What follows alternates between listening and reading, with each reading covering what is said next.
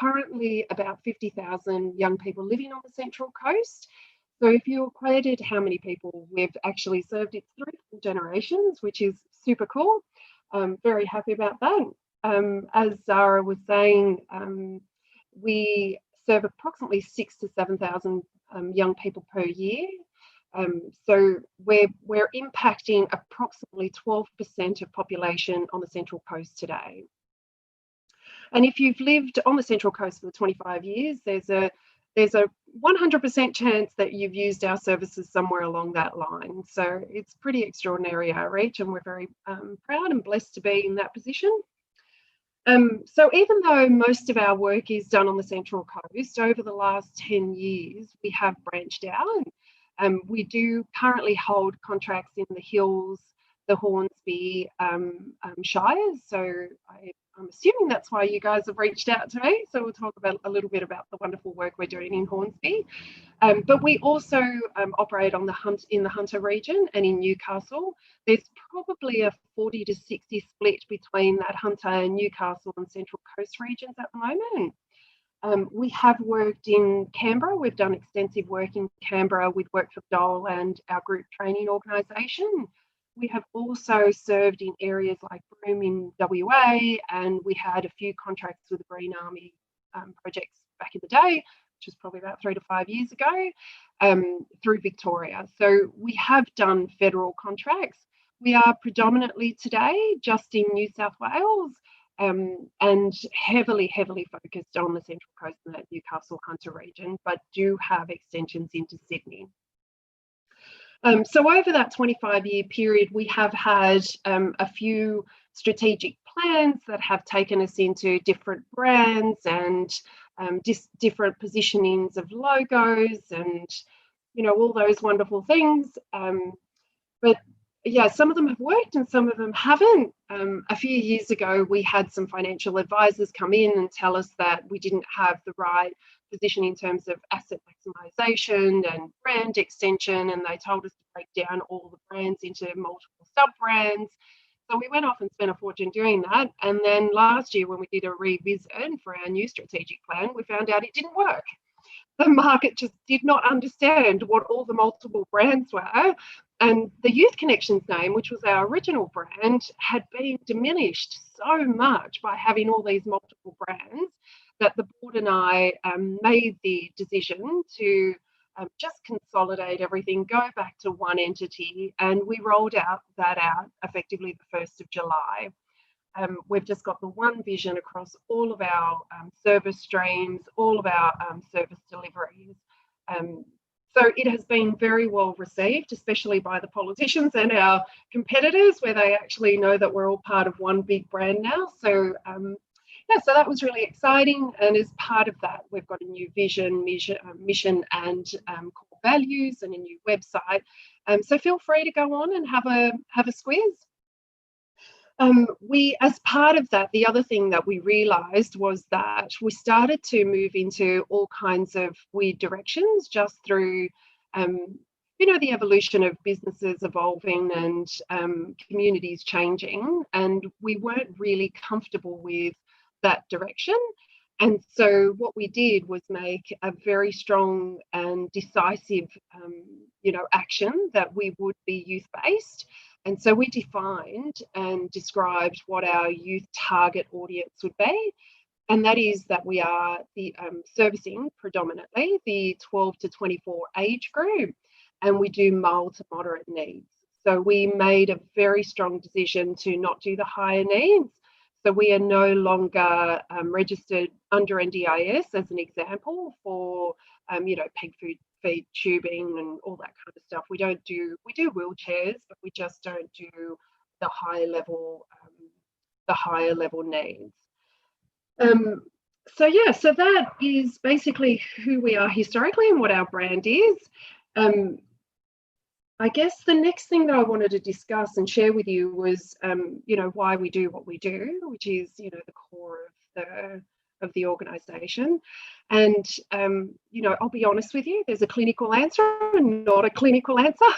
And the clinical answer is that we do whatever government pays us to do. And that's a horrible thing to say, but it's the truth, as you know. Over the years, we've run some really successful programs like the Youth Connections program, which was abolished about 7 years ago, to much dismay of students that have left schooling and been hugely disengaged and are now accessing our post-school services. So unfortunately, it's not always what you do that's really good or what's effective, but what the government strategy and goals are.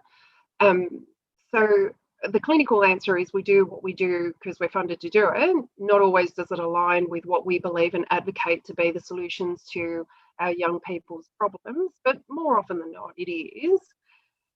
I do say, though, that like yourselves, we are in it because we've got a heart and a passion for it. And we love what we do. And I can honestly tell you, as having come from the commercial arena and only been in this for 7 years, the passion that I see in people every single day that have to serve and give their heart and soul and emotion to the things they see and the things that they deal with, that's what we do. And that's why we do it. We are full of love and compassion and empathy and respect for humans and humanity. And as someone that I am doing a law degree, so politics and law is something that personally really interests me. I always reflect to the legislature. The legislature is really important for many points of view, not only from a funding point of view, but really importantly to validate humanity. And so the couple that I always reflect back with my teams is, the United Nations Convention on the Rights of the Child. And some of the points there that I've listed for today are that we do what's best for a child. We respect the right to live a full life. We respect all humans. We respect what they think and their undertaking and partaking in their decision making, that they're properly cared for, that they have a right to education and employment, and that they have a right to the standard of living that is suitable to their physical and mental well-being. And more important than anything else is that they're protected from harm, that they're kept safe. And the one around the Convention on the Rights of Persons with Disabilities, which was what enacted the NDIA legislation, is that we eliminate discrimination, that we allow and provide for an environment where people with disabilities can live independently and in an inclusive system, and that they're protected from exploitation and abuse and violence. So I always reflect on the statement of the United Nations on young people, and this is it. And I really, truly believe that at Youth Connections, we live and breathe this, and truly believe that it is the responsibility of all adults to action this and live and breathe it. And that is that young people are recognised as agents of change, entrusted with fulfilling their own potential and ensuring a world fit for future generations. And I truly, honestly believe that it is our duty to pass on our knowledge and give opportunity to all people, all young people. So that's that. In terms of what we do, the services that we actually provide at Youth Connections, they're broken down into 3 primary areas if you go onto our website and check. The first one is disabilities, which I've just touched on. We've been in disabilities for just over 10 years, almost 11 years. We were part of the original trial rollout in Newcastle 7 years ago. So we've been doing NDIS for that whole period of time. We've actually done NDIS for a longer period of time than ADAC now. So I guess that makes us a bit of a specialist in that area. In terms of disabilities, we don't refer to our young people as having a disability. We don't actually refer to the division as disabilities. We call it abilities. We only focus on what they can do, not what they can't do. It's about them living to their full potential, not the full potential of what we see or what we believe, but for them to live their best worlds and their best lives, the best interest of them. So you'll hear me say abilities as opposed to disabilities. It's a bit of a tongue twister saying disabilities nowadays. But in terms of the range of services that we run for disabilities, they are accommodation. So we run supported independent living, and that is within our own home. So we've got a number of SIL sites, but we can also provide SIL services to people within their home. So they might still be with mum and dad, or they might be living with friends. And so we come in a few hours a day, or a few hours a week, whatever the NDIS plan states. We do short-term accommodation, and that short-term accommodation is generally just respite. It can be holidays, it can be regular, it can be irregular. Again, that can be in our own accommodation, or that can be external accommodation. We do holidays wherever that's necessary, especially around camps, behavioural camps and things like that. We do a number of community access programs, and although you would have heard a lot in the media recently with the NDIS price guide update around the atrocities of some of these group programs, I just want to assure you that there is a real need for community participation. Most of these young people really struggle to be in community. They struggle with their confidence, they struggle with their ability to connect with other people. And the only way for them to do that is to practice those skills. And that's what that community participation is all around. We also do capacity building programs, and they might be personal. They might be, if they're personal, that it'll be something like fitness and movement or nutrition. And then we've got our skill centres. So our skill centres are building capacity for our young people to be able to find a pathway in things like horticulture or construction or metals and engineering and those type of trades. We've also recently, I don't know if you've read about the movement around sexualisation and sexual services around NDIS provision of services. It's now funded. So we're currently in the process of training all our workers on that, but it now is a line item. So we're also moving into that space. We offer support coordination, so that's just ensuring that every participant has the best access to the services that they require, depending on their needs and their goals and their disability. We run the School Leavers Employment Program, which is when young people leave school, they've got 2 years funding to get them employment ready before they go into a DES. Our program is centred around every term is a different industry. So over the 2-year period, they engage in 8 different trades. And at the end of every term, they get a certificate which lists the skills, and then they can decide whether they like it or not. And by the time they get to a DES, they've got a very clear understanding of what they can do and what they can offer an employer, and what they like. So not only what they like, but what they're good at. So that's really beneficial. The last 2 is that we do after school supports and vacation care for someone with a disability. And the other one is that we offer individualised supports. So for example, if a young person is not ready to go into a group activity and they just need a bit of time, whether it's around travel training, whether that's around communication skills, whatever that need is, we do one-on-ones until such time that they are competent enough and have the capacity to be in a group environment. Approximately, we serve around 300 to 400 young people in disabilities across the Central Coast and Newcastle. So then the second branch of services that we offer is employment, and employment's broken down into 4 different avenues. The first one is that we are a group training organisation, and basically what that means is that we place apprentices and trainees into host employment. So we've been doing that for about 9 years. Over that period, we have successfully completed just over 400 apprentices.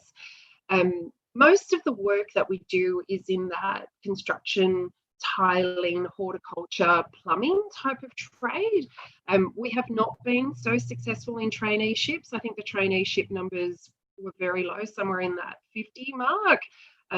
So we're finding a lot of our vulnerable young kids just really construction based. They really love the brick block stuff. So that's that. The second banner of employment is work for the Dole. We've been hugely successful and a big advocate for work for the Dole. In the current cohort that it is, or the current regime that it sits under, we've been running it for 5 years with the job actives. We are the largest of the 2 group providers in New South Wales. And we have a very, very good success rate of converting job seekers into jobs. Our average for that 5-year period is 11%, and that's really significant given that we don't get paid for that. We are contracted to just get them work ready, and that is just giving them skills for a particular trade. So it might be construction again or whatever it might be, as well as just getting them actively engaged back into work in terms of routine and things like that. Informally, we ask all our work for the Dole coordinators to work extensively in trying to get them into jobs, and that's been a very successful model, which is why we keep getting funded at the level that we do. We approximately put through about 1,500 work for the Dole job seekers through our activities annually, so that's a really nice outcome. So then the third area of employment is our ADE. So our ADE is the Australian Disability Enterprise. So we're registered with NDIS to run our own business to employ people that have a disability. That has been a very tough gig. We have tried extensively over the last few years to secure large commercial contracts. Unfortunately, it is very, very difficult to get the productivity to a level that a commercial enterprise is happy with. So we haven't been able to secure a long-term contract. We've had a couple of short ones, but they have not been continued because productivity levels are just not high enough. So that's a real challenge for us, and it's something that we haven't been able to fine-tune well, but it is certainly something that's very important to us in terms of ensuring our young people have the ability to keep and get a job in the first place. So we have moved to micro enterprises for our young people, and that is that they turn a hobby into a very small business without it being a full business. So it will be something like a young boy is really very gifted, from a photography point of view, and starts to sell his, photos online, and we're just starting to move him into a small business, but they're called micro enterprises. So we're doing a lot of that, and that's very successful. And the last one under employment is actual employment with YC. I've always been a very big advocate that the people we serve is not just our participants, but our staff. So I'm very big on succession plans for all our staff, and being able to provide real opportunities for the vulnerable. And I'll give you some stats around that. So currently I've got 77 staff. Of that 77 staff, I have 9% of them that have a disability. 11% of them are on mental health plans. 5% are Aboriginal. 5% I've taken up from work for the Dole long-term unemployed activities, and over 50s I've employed 21% of staff. So we have really made it a mandate that we live and breathe what we do. It sits in our organisation in terms of how we act and how we behave. It's about opportunities for all people, which we're really proud about. Our last area of service delivery is youth services, and there's 3 different areas there. The first one is work placement, which so work placement is the program that we run in the Hornsby area, and that is basically for any 11 and 12 student that's doing a vet subject in school. They have to do 2 weeks of work placement to be able to get their certificate at the end of year 12. Now, they're contracts that are state-based. There are 16 providers in New South Wales. We hold the Central Coast and Northern Sydney regions. That contract is about 5,000 young people that we place per year.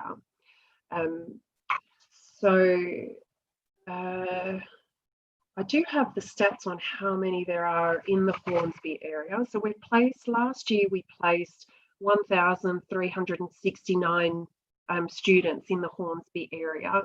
So that just gives you an indication of how much reach we have there.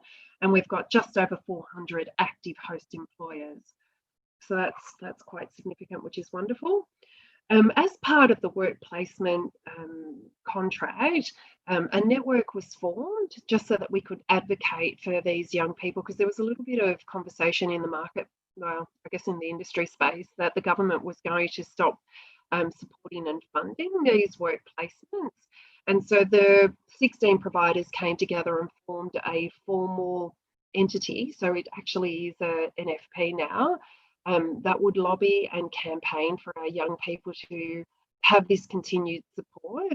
The truth is that without being able to practice these skills that they're learning in a classroom environment, they really don't know whether it's for them or not for them. So the 2 weeks really is a very big, important part of receiving your cert during that 2-year period and not having to do it on your own, because it's fully funded by the government, of course. So anyway, this network was formed, and together its reach is enormous. It serves about 6,000 young people across New South Wales and has over 200,000 host employees between them.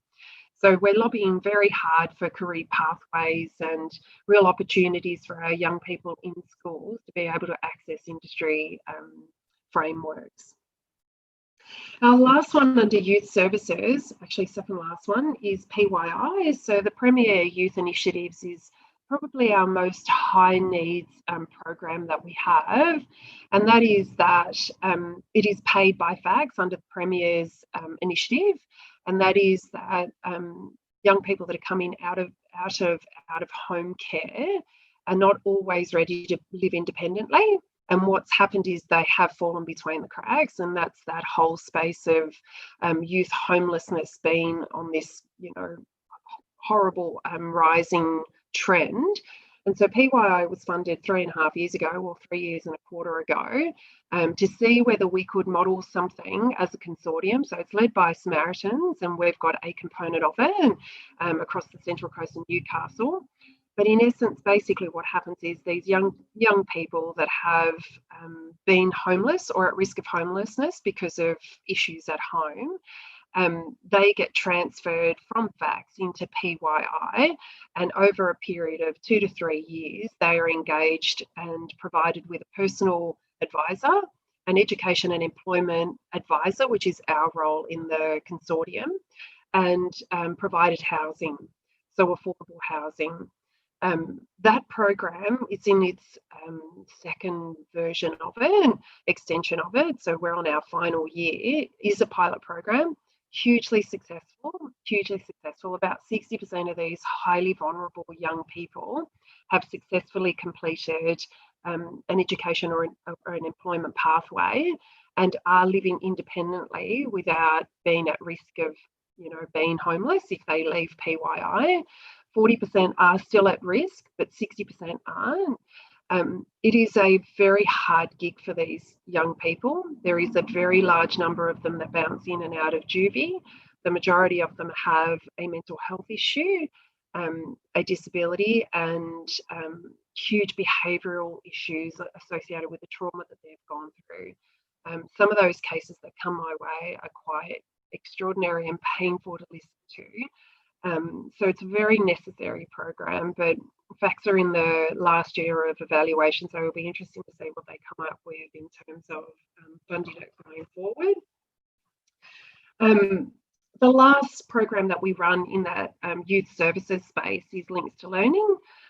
So I personally love Links to Learning. I'm a big fan, and the sole reason for that is that I truly believe that the younger you can help someone that's disengaged and vulnerable, the better the outcome, the better the chances of the outcome. So basically what we do is we pick up young people somewhere between the year 8 and the year 11 domain that are disengaged, so they are just not attending school for whatever reason it is. We run programs in and outside of that school to re-engage them. And so you get a year to get that engagement back, and it varies between schools. So we've got multiple programs in that space across multiple different schools, and the schools address it based on the needs of those young people. Again, the issues that you've got there is drug addiction, DV at home, homelessness, all those kind of things. So these are really young kids that if we don't get them at that point in time, the truth is they're stuck in the system for a very, very long period of time. So something I'm really, really passionate about is that young space. In terms of where we currently operate, so just kind of wrapping up very quickly. We have 3 commercial long-term leases, so sites, and they are at Carryong, our Green Central site. We've got a hub up at Tuggerah, and we've got a space up at Broadmeadow. We're operating 9 different schools. We've got a group home for long-term accommodation for girls in Newcastle. We're currently constructing our first developed boarding house for ourselves at the moment. It opens in June next year. That is for mild to moderate needs, so that's not 24-hour care, whereupon our group homes are 24-hour care. That's just supported living in a site that's home, but has the capacity to provide employment. It's kind of like a tiny homes model, which we were co-partners of. So that's the kind of model that we're running out of there. And then, when Work for the Dole operates, we have another 5 to 10 micro sites that we run from. Work for the Dole is not mandatory at the moment, so we actually haven't been able to run it through COVID.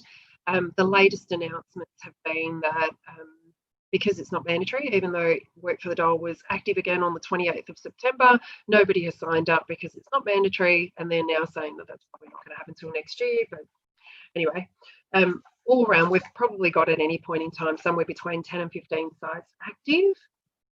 In terms of the future for YC, I've got 3 primary goals over the next 12 months. One of them is the boarding house, just making sure that launches and achieves all the goals that we want for our young people out there. The second one is that we're going to significantly expand into Newcastle. So we've done the demand and supply analysis up there, as well as our stakeholders' feedback analysis. And anyway, so we're going to expand quite astronomically out there. We have put in a bid for a site, which is about 5 times the site that we've got up there at the moment. And the last one that we're focusing on at the moment really heavily is that out-of-home care space. So we have strategically decided that we will move into the Office of Children's Guardian in terms of supporting out-of-home care. And the reason for that is that being an organisation that supports 12 to 24 predominantly, but being able to only house the adults in that domain has caused us quite significant grief, where you have a child that has a disability and the parents have a disability. They've got to be separated for a period of time for respite reasons because the house is in crisis, and you can't take them where the relationship is with you. It has caused some significant grief. And so all we wanted to do was just be able to support families that are used to our services and are connected with our philosophies and our staff, the opportunity to use us. Don't have to use us, but we just wanted to close that gap. So we're probably about halfway through that registration process at the moment. So that should launch. We're expecting that to launch around March, April next year. And that will be right across the state. Brand new division, which is exciting. So that's Youth Connections.